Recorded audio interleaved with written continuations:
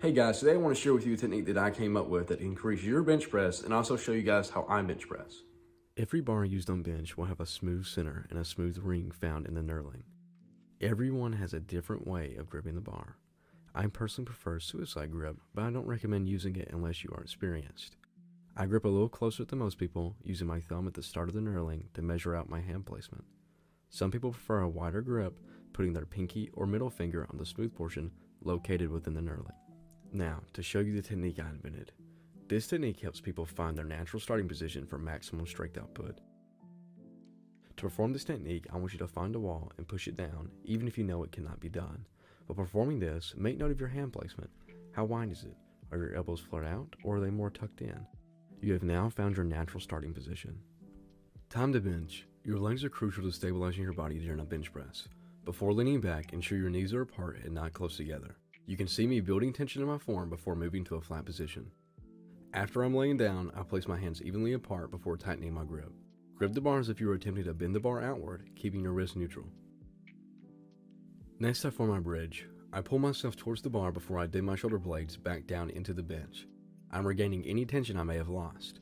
As I am doing this, I am pulling my shoulder blades together as if I was trying to pinch a pencil between them.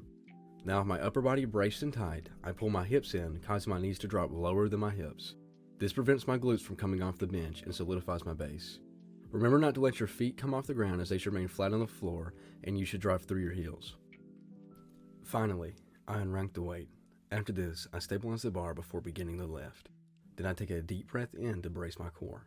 The bar should be lowered down to the nipple line of your chest. Then you should press the bar back up, locking it out to complete your bench press. Re-rack the bar by keeping it even. Avoid re-racking each side individually, as this can potentially lead to an injury. Here you can see me pull my shirt tightly to display the gap between my lower back and the bench. This is the bridge I created. It should be maintained until you are finished with your set.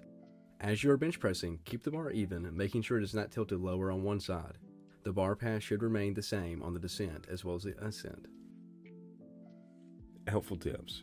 Your nipple line is found by drawing an imaginary line across your nipples on your chest. This is where the bar should be lowered and pressed. If you find yourself hitting the rack during the bench press, you should move your torso lower so that the bar can be clear of the rack. Here you can see me properly braced during this 355-pound bench press. However, when looking at my 410-pound max, you can see my glutes trying to come off the bench. If you find your hips or glutes trying to come off the bench, drive your heels into the floor at an angle as if you were attempting to slide the floor across the room to the other side, instead of driving straight down into the floor.